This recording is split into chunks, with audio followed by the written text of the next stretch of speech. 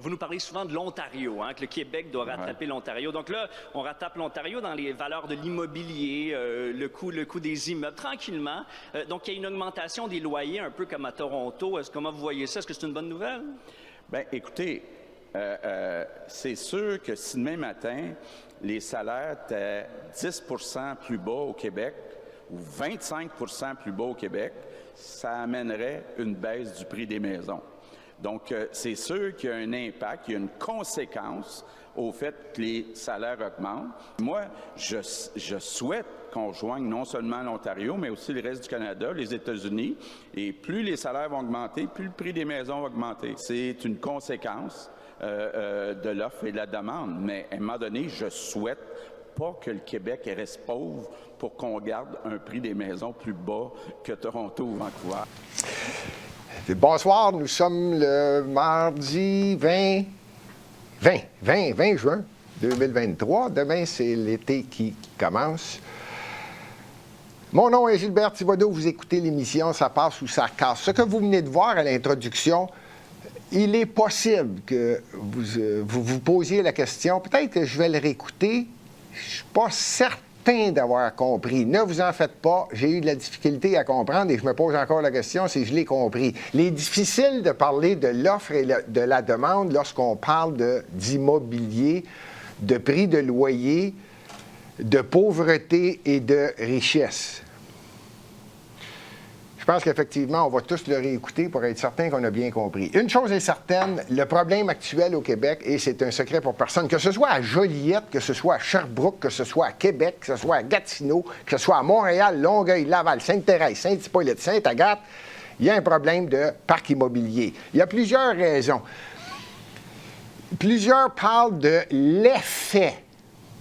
Disons que ce serait peut-être important de parler de la cause. Actuellement, il y a plusieurs phrases ou thèmes qui sont à la mode, dont l'immigration. Certains vont parler de gens qui rentrent au Canada de façon irrégulière. Je n'aime pas ce terme, je vais utiliser le mot illégal. Bien que les médias traditionnels croient que lorsqu'ils ne parlent pas d'un sujet, le sujet est ignoré, je pense que tout le monde a compris qu'actuellement, les douanes sont grandes ouvertes, que ce soit par le chemin Roxham, que ce soit en Ontario ou que ce soit même par l'Ouest canadien. Je ne dirais pas qu'on a le même problème majeur de notre voisin du Sud, qui, lui, c'est, à ce que j'ai compris, tenez-vous bien, on parle de 10 000 illégaux par jour. N'allez pas croire qu'il n'y en a pas quelques-uns qui prennent le transport en commun pour se rendre au chemin Roxham, pour s'en venir directement au Canada, puisque ce n'est pas appliqué le règlement des pays tiers sûrs. C'est-à-dire que personne ne peut partir des États-Unis pour rentrer au Canada, étant donné qu'ils sont déjà dans un pays partenaire tiers sûr avec le Canada. Mais ça fait plusieurs années qu'on en parle. On a laissé le sujet un peu, mais ça existe encore. Pour en revenir à l'introduction du premier ministre qui parle de salaire bas, de salaire haut, on va parler un petit peu de la cause. La cause est simple. Plus il y a de gens, plus on a besoin de faire en sorte de bâtir des maisons, pour le résumer. Ce n'est pas le cas actuellement et ce n'est pas ce qui se fait. Nulle part, et spécialement à Montréal. Bien que les derniers 2 maires de Montréal, que ce soit Valérie Plante ou Denis Coderre, qui parlaient de 60 000 ou 50 000 ou 80 000 nouveaux logements, il ne s'en est pas bâti plus que 10, peut-être 14 000 au cours des dernières années. Je ne parle pas à un rythme annuel. Donc, on est en déficit. Alors, Monsieur le Premier ministre, si vous voulez parler de l'offre et la demande, il faudrait qu'on parle un peu du parc immobilier. Je vais y revenir un peu plus tard parce que la mairesse de Montréal en a parlé cette semaine également. Coïncidence, tout le monde en parle, tout le monde se réveille. Il y a eu une campagne en 2017. Il y a eu une campagne en 2021. Je parle d'une campagne à Montréal. Il va y avoir une campagne en 2025. Ça va être le sujet de conversation qui va revenir et ça va prendre des solutions.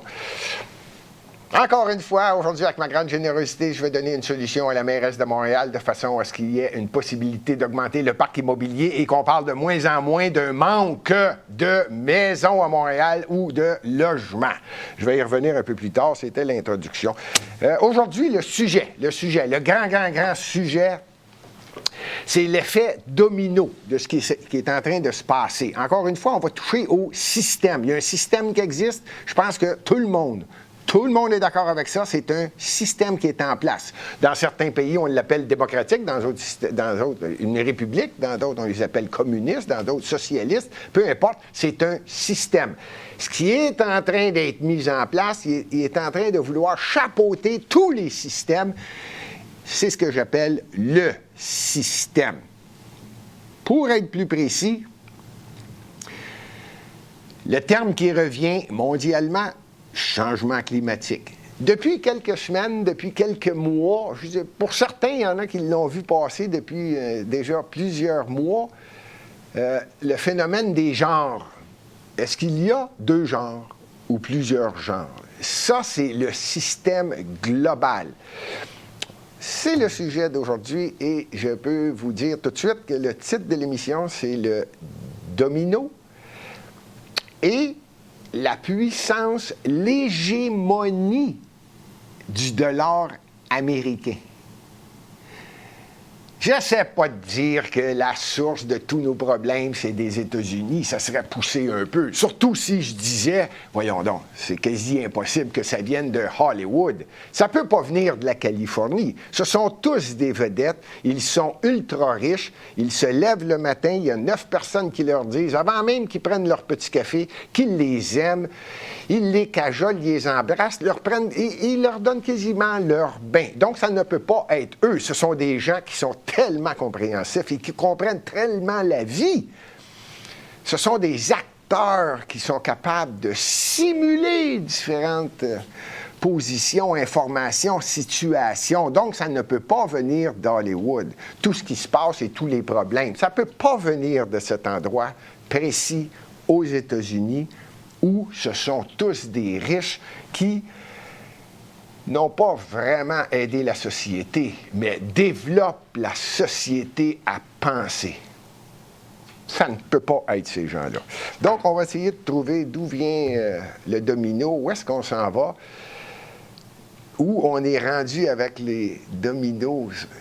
Ils sont rendus où des dominos qui sont en train de tomber? J'en ai parlé dans plusieurs émissions. Le premier, rappelez-vous, j'avais dit le rapport Durham aux États-Unis. C'est le premier petit domino qui va en faire tomber d'autres et le gros système mondial va peut-être tomber, dont l'argent américain. Mais avant, en fin de semaine, c'était la fête des pères. Je veux le spécifier parce que je suis un grand défenseur de la fête des pères. Je trouve ça bien. Hein? On n'a seulement qu'un père, biologique en tout cas. Et je me pose la question, comment se fait-il que des gens qui ont commencé à pousser l'idée, on devrait changer le nom et appeler ça la fête des gens que j'aime. Bon, la fête des gens que j'aime. En tout respect, ça fait partie du système dont je parlais un peu plus tôt, c'est-à-dire, je ne sais pas qui est en train de mélanger les ingrédients dans la soupe, et je tente d'être poli parce que je perds quasiment mon souffle à chaque fois que je vois une imbécilité du genre. La fête des gens que j'aime devrait être la fête dont on parle et non pas la fête des pères. Je n'ose pas en dire plus. Je répète, il y a des choses qui me lèvent le cœur, dont celle-là. Autre chose, quelqu'un m'a posé la question, et oui, j'ai fait les vérifications. Il y aurait un documentaire qui va être mis sur le marché très bientôt. On parle d'un documentaire qui va parler des enfants esclaves, des enfants qu'on promène d'un endroit à l'autre pour les utiliser à plusieurs choses, c'est-à-dire esclaves sexuels et blablabla. Vous comprenez le principe que c'est un autre sujet actuellement. Mais je répète que ça ne peut pas venir d'Hollywood. ces gens-là sont trop bien. La question était, Gilbert, est-ce que c'est vrai que Mel Gibson va être un des producteurs du documentaire en 4 épisodes? Après vérification, et la provenance de ma réponse est tout simplement celui qui est dans la production, Tim Ballard, qui lui est de Operation Underground Railroad, qui participe. C'est un organisme, en passant, non lucratif. Oui, il va y avoir un documentaire. Oui, ça va être en 4 épisodes. Et c'est Tim Ballard qui est en arrière de ça, qui lui dit clairement non. Mel Gibson, c'est un bon gars. C'est une vedette d'Hollywood. Mais l'acteur n'est pas un producteur sur la série en 4 parties qui sera bientôt. Alors, c'est clair. Mais il y a une rumeur qui courait que Mel Gibson est impliqué dans ça. Non. Mel Gibson, c'est une bonne personne et selon Tim Ballard. Je suis allé plus loin parce qu'il y en a, si on me parle de Mel Gibson. Peut-être qu'il est relié avec le film Sound of Freeman. Ça, c'est une autre histoire. Je ne l'ai pas vérifié. Mais il n'est pas relié avec cette série-là, moi, que j'appelle le documentaire en 4 épisodes. Là. J'ai bien l'intention de la suivre ce documentaire-là qui parle du trafic sexuel. Ce que plusieurs médias évitent. Plusieurs médias traditionnels évitent d'en parler. Mais vous écoutez Lux-Média et ça me fait toujours plaisir à l'émission. Ça passe sa case de, justement, trouver des sujets. Pourquoi on n'en parle pas quand c'est quelque chose qui est très, très, très important? En passant, on parle de quelque chose qui est environ chiffre d'affaires annuel d'environ tout ensemble des transactions. Il faut suivre le documentaire, là, je ne peux pas le confirmer, mais on parle d'environ 34 milliards de dollars. C'est énorme. Pour finir avec Mel Gibson, pour les amateurs de vedettes d'Hollywood. Par contre, Mel Gibson devrait, je ne sais pas s'il y en a qui ont suivi le film John Wick. Il y a eu déjà, je pense, 4 films, hein, John Wick. Ben, il va avoir une séquelle. Et Mel Gibson serait dans la séquelle qui s'en vient, la nouvelle de John Wick. Et en ce qui le concerne, en tant que producteur, Mel Gibson est en train de diriger un film et la vedette du film va être Mark Wahlberg. Et le film va s'appeler Flight Risk.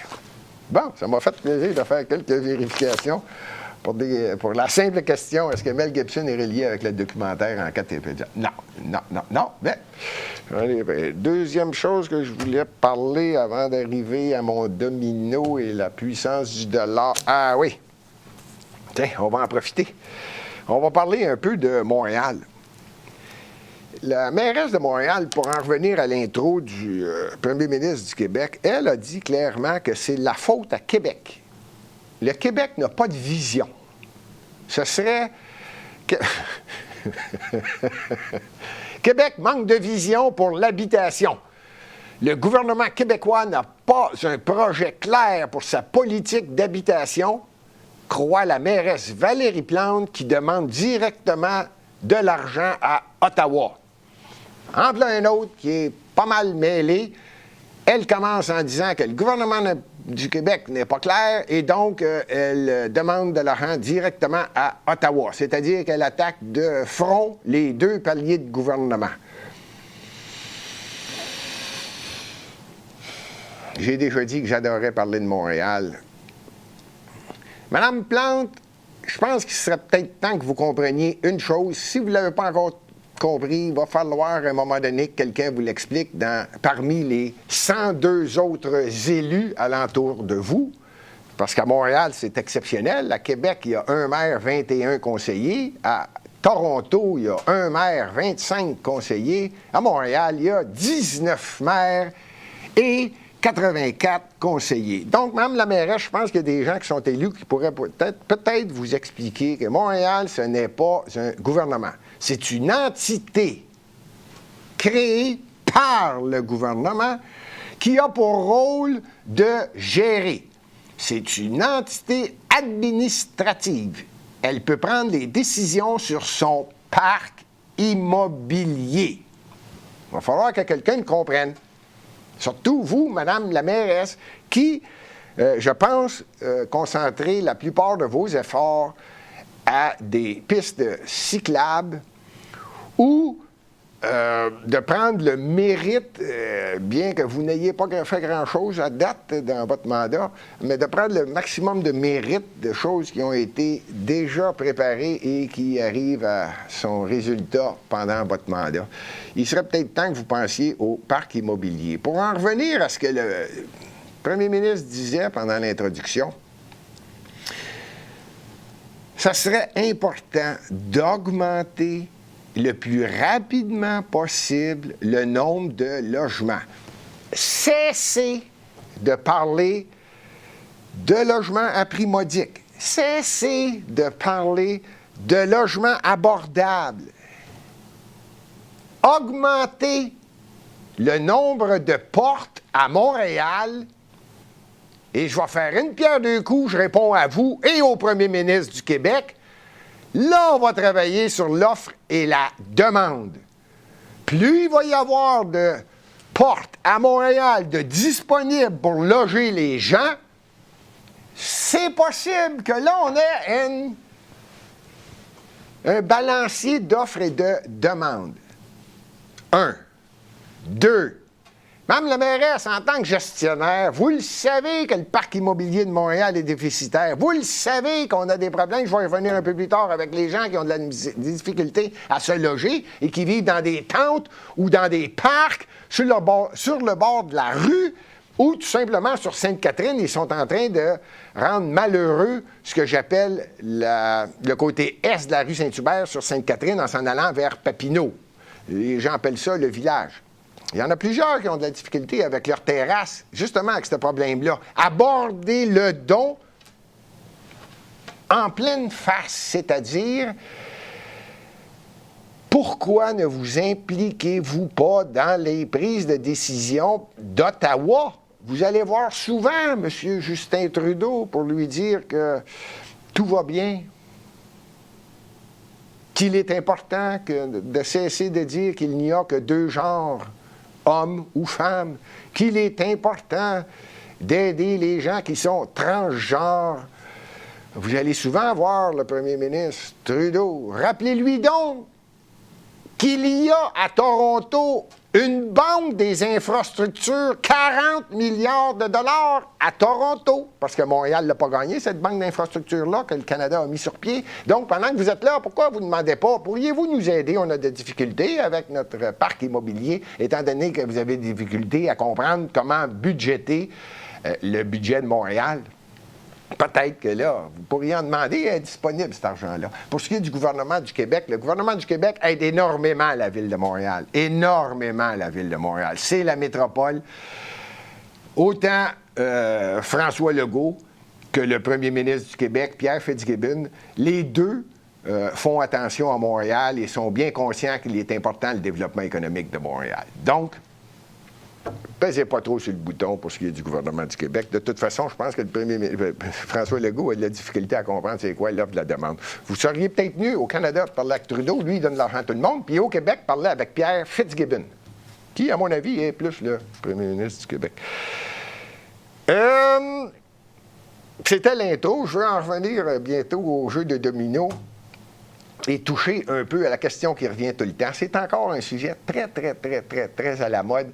La fameuse invasion de Poutine, Vlad en Russie, en Ukraine. Mais avant, je voudrais vous dire que, justement, à Ottawa, je viens de parler de Justin Trudeau, la ministre des Affaires étrangères est très au courant de ce qui se passe. C'est elle qui représente le Canada en ce qui concerne non seulement les conflits qui peuvent se passer à travers le monde dans différents pays, mais surtout aux affaires étrangères, faire en sorte que tout le monde comprenne qu'on a la personne idéale pour représenter le Canada à l'extérieur lorsqu'il s'agit d'un sujet délicat. C'est un sujet délicat, celui de... Je le prends au sérieux parce que c'est majeur, je vais y revenir un peu plus tard, là, mais c'est majeur ce qui est en train de se passer, pas pour les raisons qu'on pense. Mais avant d'en parler, avant d'arriver à ce sujet-là et de parler de mon fameux domino, j'aimerais que tout le monde écoute bien ce que ministre, la personne la plus importante au Canada, la ministre des Affaires étrangères, celle qui représente le Canada partout, qui fait en sorte que nous brillons partout au Canada, ce qu'elle a dit, et je vous reviens. C'est non seulement une question ukrainienne, mais c'est une question aussi qui est plus grande que ça. C'est comment on permet à un pays d'arriver et d'envahir, d'aller, dans le fond, au-delà de la souveraineté et puis de l'intégrité territoriale d'un autre. Et ça, on n'a pas vu ça depuis, justement, la Deuxième Guerre mondiale. Et ça, on n'a pas vu ça depuis, justement, la Deuxième Guerre mondiale. How many countries has the U.S. attacked in the There last have 15 years? well, since World War II, there have been 72 interventions by the United States. These are some of the countries where the United States, directly and indirectly, has overthrown governments, manipulated elections, and attacked popular movements since 1945. Et ça, on n'a pas vu ça depuis, justement, la Deuxième Guerre mondiale. Et ça, on n'a pas vu ça depuis, justement, la Deuxième Guerre mondiale. Et ça, on n'a pas vu ça depuis, justement, la Deuxième Guerre mondiale. Non, moi, je crois qu'il faut que vous arrêtiez d'essayer de dire des trucs. C'est comme une espèce de défi entre les régimes autocratiques et la démocratie. Et c'est pour ça que, justement, nous, on doit s'impliquer. Parce qu'on doit être capable, justement, de s'assurer qu'il y a une stabilité mondiale, qu'on respecte les règles qui ont été mises en place depuis la Deuxième Guerre mondiale pour assurer la paix et la sécurité dans le monde. Il faut plus que vous parliez avec des gens. Ah! C'est tellement agréable de voir qu'une personne nous représente et sait de quoi elle parle. Je ne parle que des États-Unis. Les États-Unis, à eux seuls, ont participé de près ou de loin, directement à l'invasion ou à la modification du style de gestion dans 72 pays. Et je suis délicat quand je dis ça, là. Je ne veux même pas dire le mot « guerre ». Là, je serais obligé de parler du Vietnam, de l'Irak, de l'Afghanistan. Vous comprenez qu'il y en a 72. Je ne parle que des États-Unis. Je ne parle pas de la Chine qui est en train de faire l'acquisition de différentes îles en Indonésie ou au nord de l'Australie. Je ne parle pas des problèmes qu'il y a eu au Kosovo, en Yougoslavie.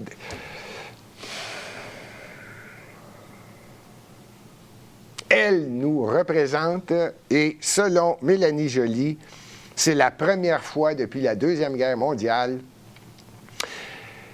qu'il y a eu l'invasion d'un pays. Pour en revenir au domino, parce qu'il est difficile de garder son sérieux après avoir entendu ça, c'est donc difficile.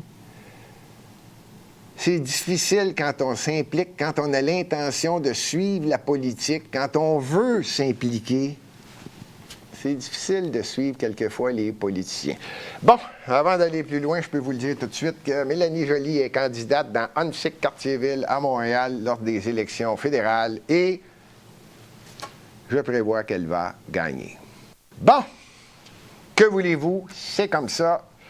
Je pense qu'il est difficile de changer un système. J'arrive au système. Le dollar américain, je vais le résumer, j'en ai fait plusieurs émissions, puis c'est toujours un plaisir que vous écoutiez l'émission Ça passe ou ça casse. Merci pour le pouce en l'air. Merci de vous abonner, ça ne coûte rien. Surtout de faire des commentaires ou poser des questions.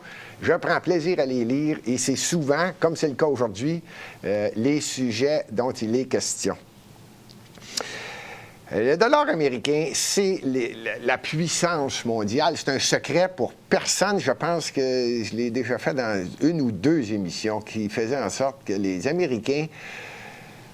je ne suis pas certain si c'est en 1972 ou 1978. C'est au cours des années 78 qu'il y a eu un deal, je pense, qui fait en sorte que l'or n'était plus la garantie obligatoire et nécessaire de façon à créer de l'argent. Les Américains ont dit non, non, non, non, non. Le dollar américain va devenir tout simplement la monnaie d'échange. On n'a pas besoin de l'or.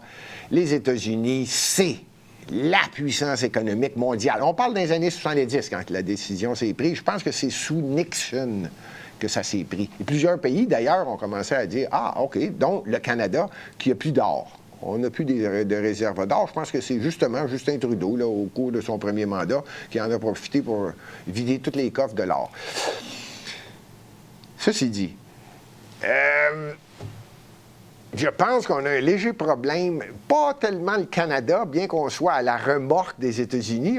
Plusieurs gens savent que si les États-Unis ont la grippe, le Canada tousse.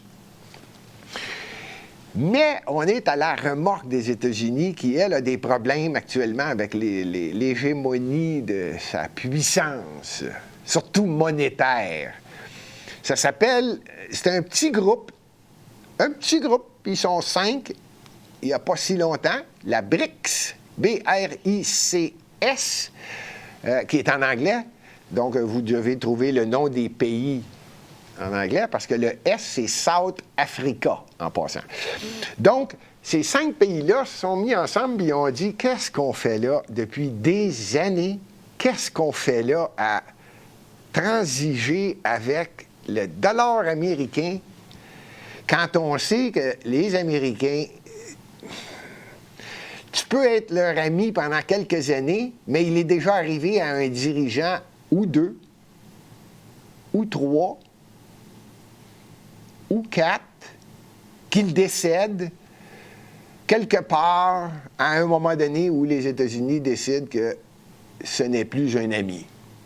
Alors, plusieurs pays, dont ces 5 pays-là, le Brésil, la Russie, BRICS. Et ils sont assis et ils ont dit non, on n'est pas obligé de négocier en dollars américains, on leur donne la chance d'être une puissance et lentement, on réalise que sous Joe Biden, je suis obligé de le nommer, c'est le président actuel, le dollar américain est en perte de vitesse avec des dépenses exorbitantes, hors du commun.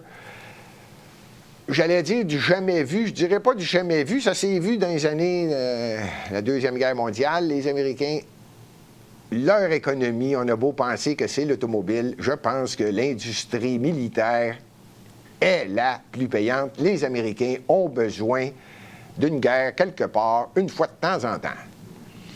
Quelques pays s'en sont aperçus et se sont assis en disant « Qu'est-ce que la Russie a fait de mal? Qu'est-ce que Poutine... » Je le sais qu'à partir de maintenant, il y en a qui vont dire « Gilbert, commence pas à dire que Vladimir, c'est un bon gars. » Non, il n'y a personne qui va dire que Vladimir, c'est un bon gars. Personne ne va me dire non plus. Si on me dit ça, je vais dire la même chose. Il n'y a personne qui va me dire que Zelensky, c'est un bon gars. Que voulez-vous? Personne ne va me dire que Obama, c'est un bon gars. Si on veut parler de ce que Poutine a fait, je reviens à la cause 1, cause à effet. Est-ce que Poutine agit ou Poutine a réagi? Là, il faut revenir à l'époque, 1991, il y a longtemps que j'en parle, depuis 1991, Vlad, c'est rendu que je parle quasiment russe, tellement je l'écoute souvent. Mais en 1991, il était quasi espion en Allemagne. Lui, il a connu le système allemand. Il connaît un peu l'extérieur de la Russie, là. Je veux dire de l'URSS, qui est devenu la Russie aujourd'hui, qui est différent de l'URSS.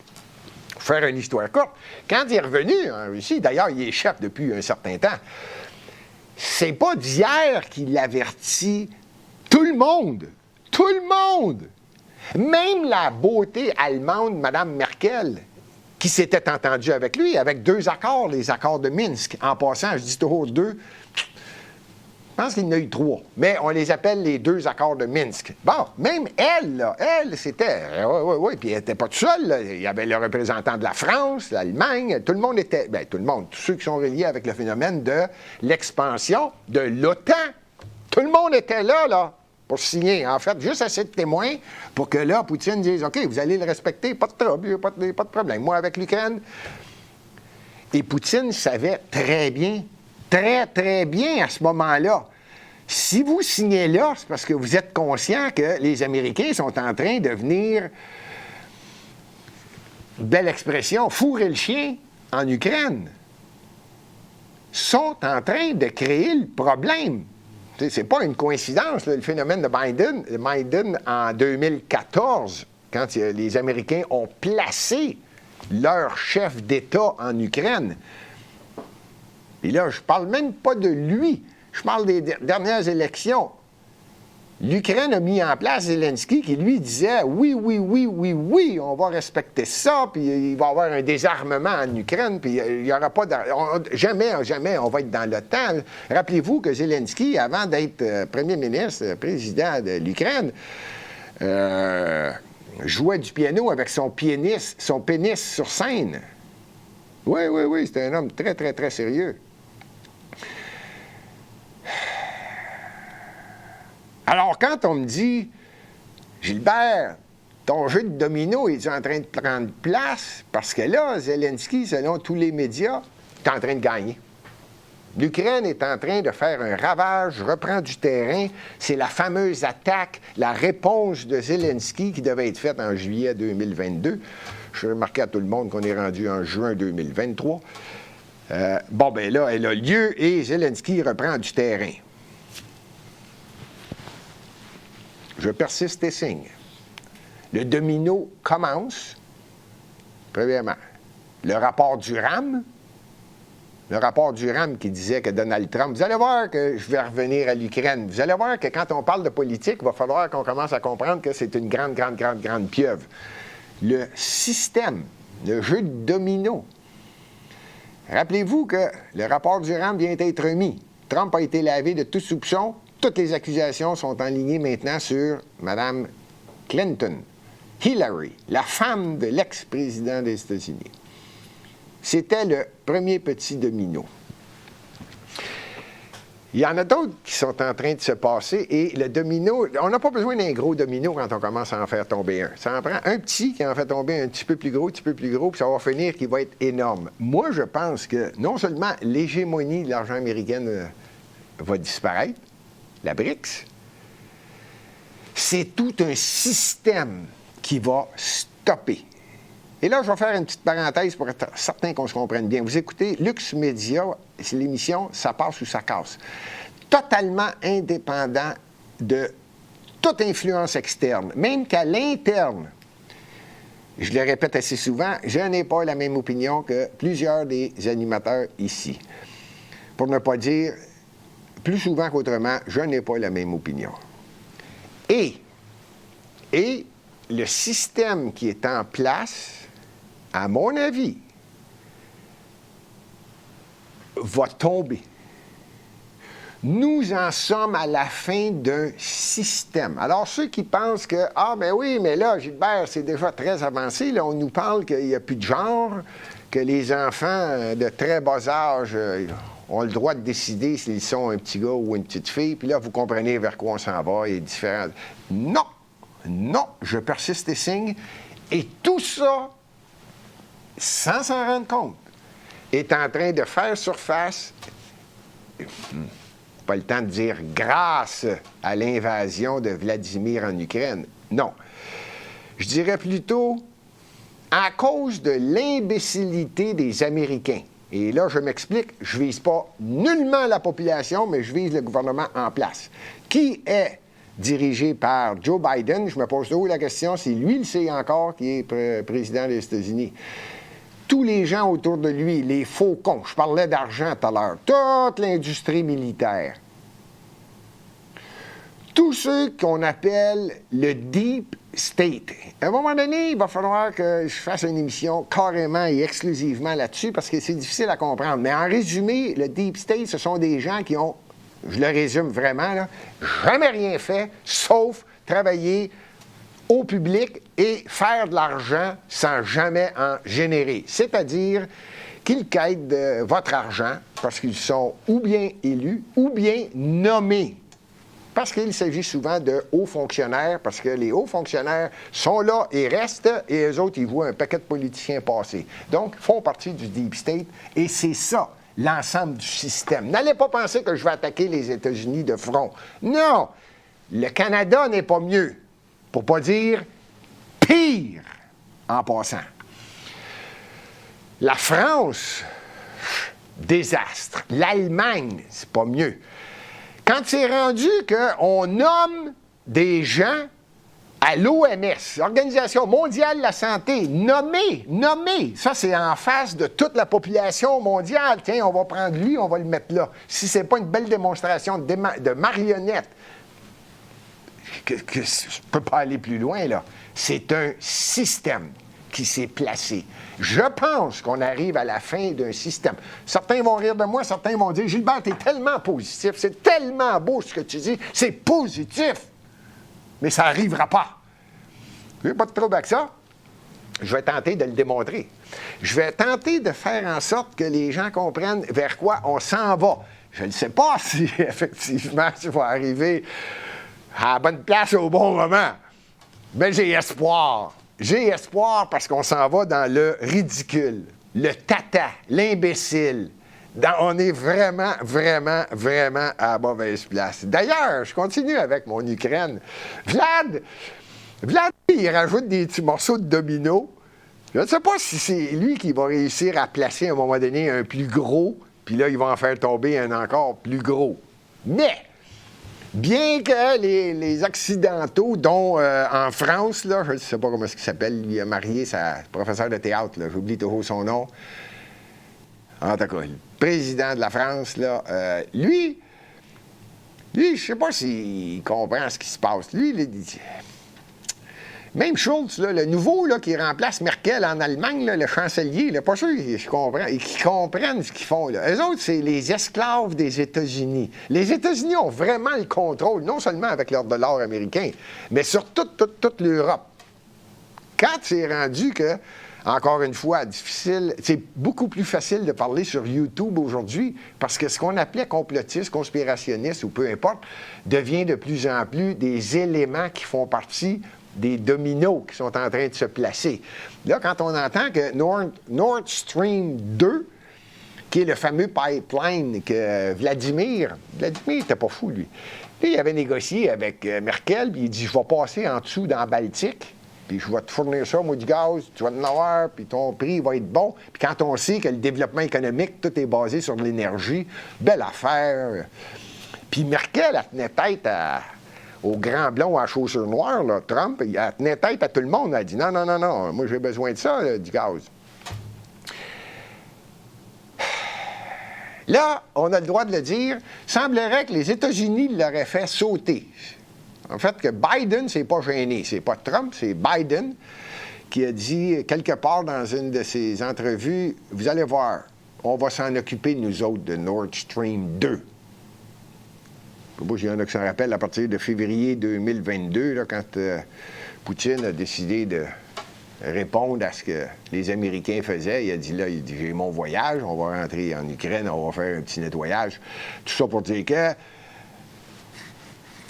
Biden avait dit, on va s'en occuper, nous autres, de Nord Stream 2. Il l'a échappé, celle-là. Il en échappe une couple des fois. Celle-là, il l'a échappé, ça a resté. Aujourd'hui, les gens sont pas mal conscients de ça. Par contre, les Américains essayent toujours de garder leur hégémonie. Et concernant Nord Stream 2, les Américains sont bons là-dessus. Quand je dis les Américains, je répète, je vise exclusivement la haute direction et les élus des États-Unis. Je ne vise pas la population que j'aime bien et j'ai visité plusieurs États américains et je pense que la population est bien consciente de ce qui se passe de plus en plus. C'est ce qui fait que je dis le système va lâcher à un moment donné. Il semblerait que c'est un général ukrainien. C'est un général ukrainien qui a fait péter Nord Stream 2. Puis si j'ai bien compris, c'est pas lui qui est mort, c'est sa femme. Ou, en tout cas, on ne peut pas avoir d'informations. Alors, c'est tout. Les États-Unis ont décidé que c'est un général ukrainien qui a pris la décision de faire sauter Nord... Mais il est mort. Alors, ça ne va pas plus loin. Moi, je maintiens mon point que, d'après moi, les États-Unis ou quelques-uns reliés directement avec l'OTAN sont à la base de Nord Stream 2, qui est la pire chose, qui est un beau morceau de domino. Un très, très beau morceau de domino qui est en train de s'ajouter parce qu'il prend place de plus en plus. L'Europe a de la difficulté à se nourrir en énergie. Qui est leur plus grand fournisseur ou qui veut leur fournir? Les États-Unis. Mais là, on tombe dans le paradoxe. Je pense qu'il est en train de se placer le fameux troisième domino dont je parle. Il va en avoir plusieurs, mais ça, c'en est un autre. Joe Biden a fait en sorte que, dès son entrée au pouvoir, tous ces faucons tout le tour ont dit non, la planète est en train de mourir, il faut cesser l'énergie fossile. Alors, il a arrêté à peu près tous les développements que Donald Trump, son prédécesseur, avait mis sur pied de façon à dire à tout le monde, nous sommes les plus grands générateurs de pétrole, de gaz, d'énergie fossile dans le sol. On en a plus que l'Arabie saoudite, que la Russie, ensemble. Tout le monde connaît Donald Trump. Quand il part, lui, il part. Et ce n'est plus le cas. Ce n'est plus le cas. Donc, Joe Biden a dit, OK, on va fermer tout ça. Donc, il n'y a plus de pétrole. Qu'est-ce qui arrive avec les esclaves, là, les 28 les esclaves de l'Union européenne là, qui s'attendaient à ce que les États-Unis arrivent avec une solution? Domino prend place. Poutine a juste attendu le coup de téléphone de l'Inde, lui. Là, il a reçu son coup de téléphone, il l'attendait. L'Inde n'est pas folle, elle a dit, OK, peux-tu m'en vendre du pétrole? Pas de trouble avec ça, moi. Veux-tu du gaz? Ben oui, moi, t'arranges ça. Il l'a vendu. Puis l'Inde a appelé l'Allemagne, mais as-tu besoin de gaz, pétrole, quelque chose? Ben oui. Bon, ben j'en ai. Là, on est en train de placer des dominos là, qui démontrent clairement que le Deep State, là, appelez ça comme vous voulez, là, que ce soit Klaus Schwab, Bill Gates. Il y en a un que je nomme pas trop souvent, mais je vais y revenir. C'est celui qui dirige à peu près une compagnie sur 5 aux États-Unis. Sa compagnie s'appelle BlackRock. C'est pas une compagnie. En fait, c'est une compagnie d'investissement. Il est très puissant. Ça, c'est tous des personnages qu'il va falloir que vous compreniez ou que tout le monde comprend ou tout le monde est au courant qu'ils sont dans le système. Ils veulent que le système aille de telle place à telle place. Ils travaillent fort. Je reviens avec mon ami Zelensky et Poutine. Donc, Poutine dit, moi là, pas d'accord avec ce que tu fais, les États-Unis. Puis en plus, je commence à être chum avec la Chine. Ce qui jamais devait arriver. Jamais. C'est pas parce que c'est des ennemis, mais disons que c'est deux pays énormes, du grand terrain. Il y en a un qui c'est un des plus populeux, le plus populeux au monde. Mais je pense que l'Inde est en train de battre la Chine. Mais là, je ne m'obstinerai pas pour 300 000 habitants de plus ou de moins. Là. Ils sont dans le 1,4 milliard, les deux. Et la Russie, qui est probablement avec le Canada, mais on n'a pas la population de la Russie, mais avec le Canada, la Russie a des richesses naturelles, puis croyez-moi sincère qu'elle s'en sert et qu'elle le développe. Tout ça pour dire qu'on ne s'attendait pas à ce que la Russie, qui devait être un ennemi, pas juré, mais un ennemi, un voisin qu'on n'aime pas, la Chine, sont devenus amis. Oups! Avec des ententes de 20 ans ou 30 ans concernant fourniture de, encore une fois, l'Union européenne. L'Union européenne a dit à Vladimir, mets-toi-les dans ton pétrole. Parce que notre boss, les États-Unis, ils ont dit qu'il ne faut plus qu'on t'encourage. Ben lui, c'est pas dur. Il a appelé son ennemi. Il a dit, coudonc, t'en veux-tu, toi aussi, du gaz? Il dit oui. Bon, ben oui, moi t'en vends.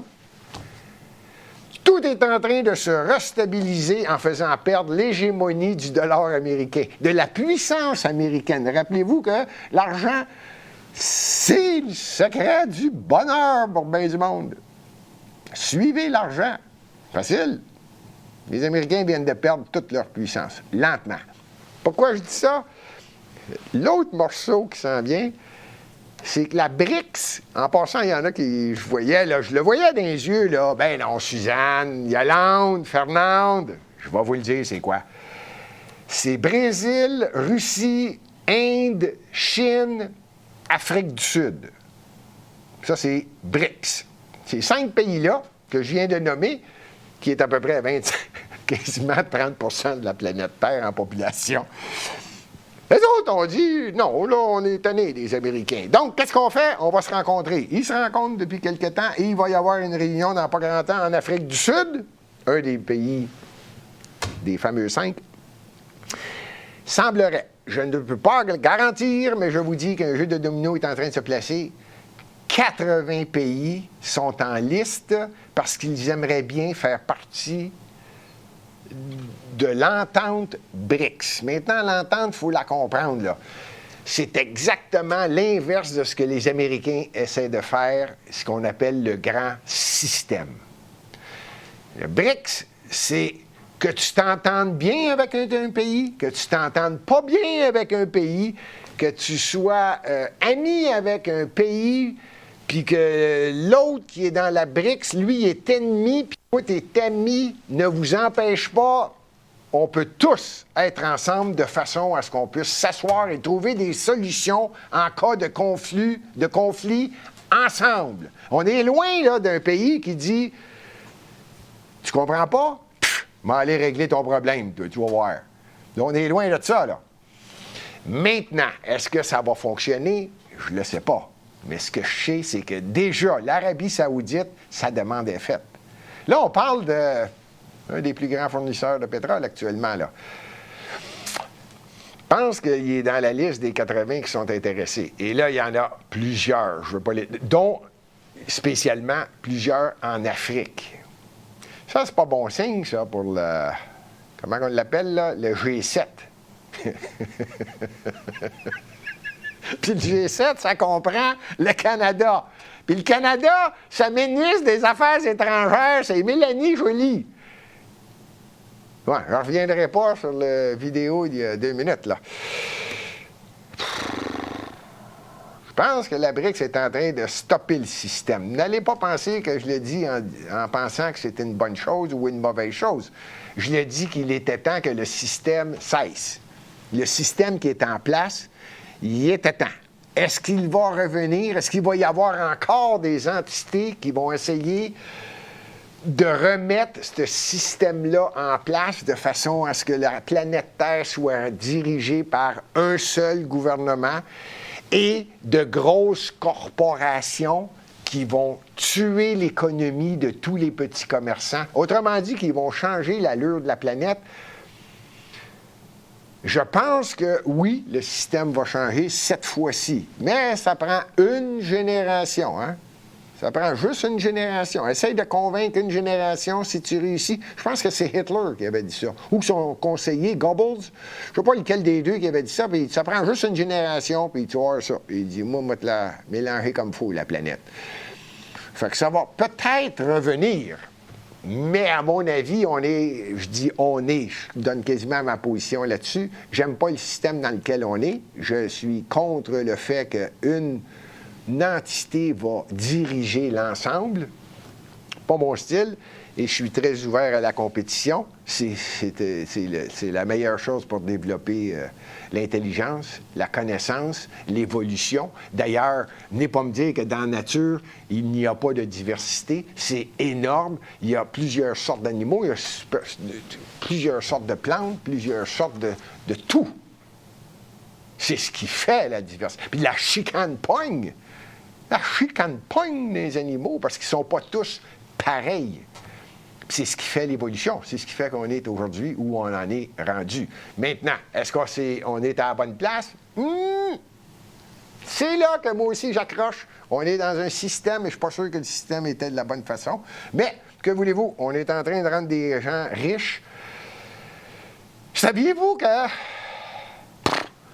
4 personnes sur la planète Terre, à eux 4 seuls, leur fortune équivaut à plus que la moitié des pays à travers le monde.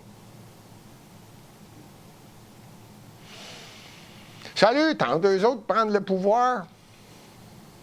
Pas sûr que c'est la bonne affaire. Pas sûr qu'il n'y a pas des gouvernements qui auraient dû se lever et les empêcher ou qui devraient faire certaines modifications dans le principe de diriger ou de vouloir modifier à leur avantage de façon à écraser la population. En tout cas, le domino, je continue. Petit domino de plus, je termine là-dessus. J'en ai 2, juste 2. Il y en a une cette semaine qui est arrivée, Blinken. Blinken, ça, c'est le... C'est ou le secrétaire d'État à la Défense ou le ministre des Affaires étrangères. Là, Blinken, il est haut placé, lui. Là. C'est un des bras droits de Biden. Lui, il est allé en Chine, cette semaine, hier, avant-hier. J'étais là il n'y a pas si longtemps. Puis là, j'ai dit, bon, on va voir si mon domino est en train de se placer. Tenez-vous bien, celle-là, je vais la chercher loin. Tenez-vous bien. Il y a une entente avec les États-Unis et la Chine. La Taïwan fait partie de la Chine. Les États-Unis ne s'en cachent pas et le respectent. Par contre, en Taïwan, c'est démocratique. On est loin, loin, loin, loin, loin du Parti communiste chinois en Taïwan. Et les Américains disent, OK, ont toujours dit, oui, c'est vrai, Taïwan, on considère ça comme étant un pays, une entité, c'est la Chine.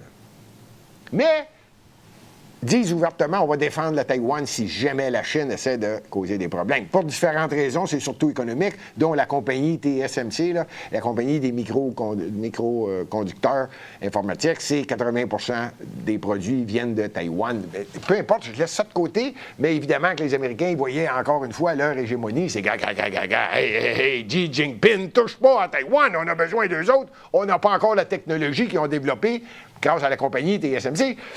Mais on va la développer, mais en attendant, touche pas à Taïwan. Bon, OK, on se comprend. Mais Blinken est allé en Chine. Il était là, il est allé, ben oui, il est allé voir son homonyme. Je pense que c'est ça, le ministre des Affaires étrangères ou quelque chose du genre. C'est un haut secrétaire d'État. Il l'a échappé, lui, avec. J'ai dit, là, on place un gros domino. Lui, ce qu'il a dit, là, il est en Chine. Il y a un problème actuellement en Ukraine. Il est obligé de faire semblant que l'Ukraine est en train de battre la Russie. Il est en train de dire à tous ses esclaves de l'Union européenne, là, bon, continuez à donner des armements. Hey, Canada, c'était écœurant. Le Canada, 8 milliards de dollars. Puis là, le petit comique en haut, là, le bozo canadien, est allé dire, lui en déclaration, que le Canada, l'Ukraine peut se fier sur le Canada, nous sommes sa sécurité, on lui garantit sa sécurité à l'Ukraine. Ça, c'est le Canada qui a dit ça. Je ne sais pas s'il représente l'OTAN quand il dit ça, mais en tout cas, il a dit ça. Pour en revenir à mon ami Blinken qui est en Chine, je vais y revenir avec Justin Trudeau, cette déclaration-là. Faut-tu être petit coune aller dire ça? Blinken, il est allé dire, lui, au micro, oui, on l'a dit, on va le respecter. La Taïwan est une possession de la Chine. Je ne sais pas s'il y en a qui l'ont vu passer de la façon qu'il l'a dit. Après ça, il a peut-être tricoté... Oups, là, je sais pas ce que... Non, là, t'es rendu au flip immobilier, là. Là, je suis rendu avec Blinken.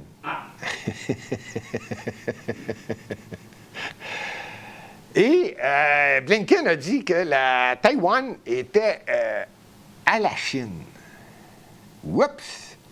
Celle-là, personne ne la voyait venir. Moi, j'ai bien l'impression que les Américains vont se concentrer sur l'Ukraine. Va se concentrer sur Poutine, l'Ukraine, leur ennemi. Ils viennent de réaliser qu'ils ne pourront pas faire les deux. Et je pense que la Chine est en train de réellement se préparer à dire, regarde, on va vous le prouver, Taïwan, c'est à nous autres. Vous l'avez toujours dit. Blinken l'a dit au micro en fin de semaine. Là, je me suis posé la question, ou il l'a échappé, ou c'est pas de la façon qu'il voulait le dire. Mais il l'a carrément dit, oui, les États-Unis vont toujours respecter que la Taïwan est partie intégrante de la Chine. Moi, je pense que un domino qui vient de tomber, un autre là, qui vient de tomber dans le système. Les États-Unis ne savent plus vraiment comment est-ce qu'on va régler ça. Je vais terminer l'émission en vous le disant là, tout à l'heure. Selon moi. Un autre, avant d'aller... je veux terminer l'émission, là. Un autre domino. Le FBI vient de confirmer que Joe Biden et son fils ont reçu 5 millions de dollars chacun d'une firme en Ukraine. Là, je commence à comprendre pourquoi est-ce qu'ils se concentrent plus sur l'Ukraine et la Russie que la Chine. Je pense qu'ils en ont plein les bras. Biden en a plein les bras aux États-Unis. Je pense que le FBI, avec leur déclaration, va faire en sorte que le Congrès américain, il y a 2 chambres au Congrès, le Sénat et la Chambre des représentants. La Chambre des représentants au Congrès, qui est majoritaire républicaine, va peser sur le bouton pour faire en sorte que ça monte au niveau de Biden. Ils vont peut-être parler de son fils, mais ce qu'ils visent, eux autres, c'est Biden. Là, on tombe dans de plus en plus des gros dominos. N'allez pas croire que c'est le dernier. Non, il va y avoir d'autres émissions qui vont faire en sorte qu'on s'en va vers de plus en plus gros. Parce que le système est énorme et ce n'est pas nécessairement un gouvernement qui dirige. Pas nécessairement un élu. Non. Bon, pour en revenir, pour terminer avec ce que j'avais dit, là, le Canada, ben oui, Justin Trudeau est allé dire que lui, l'Ukraine, il les prend en garantie. Vous êtes protégés, le Canada s'occupe de vous. Je pense que Justin Trudeau, il n'est pas au courant qu'il fait partie de l'OTAN. Puis s'il a dit ça en pensant que l'OTAN vient d'être embarqué à cause de lui, quelque chose ne marche pas, là. Quelque chose qui ne marche pas, là. Si un représentant, un membre de l'OTAN qui se fait attaquer, tous les autres membres de l'OTAN doivent le protéger. Est-ce que c'est la même chose qui s'applique si un bozo de l'OTAN s'en va dire « Là, en Ukraine, il ne peut rien t'arriver. Moi, je te le garantis, on te protège. » Est-ce que lui parlait pour l'ensemble des pays qui sont membres de l'OTAN ou juste pour lui? Au même titre que la ministre des Affaires étrangères du Canada qui dit qu'il y a eu juste une invasion depuis là. Quand ils sortent une déclaration, est-ce qu'ils représentent quelqu'un ou ben non, ils ne savent pas de quoi ils parlent? Je ne le sais pas. Bon, j'ai vu à l'écran que mon technicien, je pense qu'il s'est endormi, là, il a pesé sur le bouton quand c'était pas le temps. J'avais dit que je parlerais, je vais le faire rapidement parce que vous l'avez vu à l'écran. Concernant les flips immobiliers à Montréal, et que la mairesse de Montréal parle que les flips immobiliers sont extrêmement problématiques à Montréal. Pas juste à Montréal en passant, même la mairesse, j'ai déjà dit, je vais vous donner des trucs. C'était dans le programme du parti Action Montréal en 2021 et j'ai l'ambition d'être candidat en 2025 à Montréal. Et j'ai déjà expliqué le phénomène des flips immobiliers. Pour ceux qui ne savent pas exactement c'est quoi, c'est que tu n'es pas obligé d'acheter une propriété et de la garder. Quand il y a un nouveau projet qui est mis sur le marché, dès que l'immeuble est sur place, tu peux faire l'acquisition d'un condo, tu n'as rien à faire, il est peinturé, il est prêt à vendre, tu viens de l'acheter. Bon, ben tu vires la pancarte, tu mets, à vendre. Fait que si tu as payé 400 000, puis 3 semaines après, tu vends le condo 450 000, il n'y a pas grand monde en 3 semaines qui va dire, ben 50 000, c'est pas bon, hein? Bon, c'est ce qu'on appelle un flip. Ça, c'est ce que j'appelle, moi, un flip régulier. C'est régulier, ça. Il y a des gens qui disent, tiens, ben regarde, il y a 200 condos à vendre. Je vais en acheter 2, puis je vais y revendre. Puis quand ils vont tout être vendus, puis les plantes vont arriver, l'asphaltage va être fini, les petites fleurs vont être sorties, les arbres vont être beaux, bon, puis là, je vais les revendre. Tu as payé, toi, 400 000, puis tu le mets à vendre 475 000. C'est un flip. Il y en a qui vont plus loin, même la mairesse. Quand vous dites, là, le flip immobilier, vous devriez comprendre qu'il y a bien des façons aussi de parler de flip immobilier. On peut l'acheter sur papier. C'est pas encore bâti. Les architectes terminent et déposent leurs plans, qui s'en vont au contracteur, qui, lui, fait les demandes de permis pendant ce temps-là, et tout est en train de se préparer.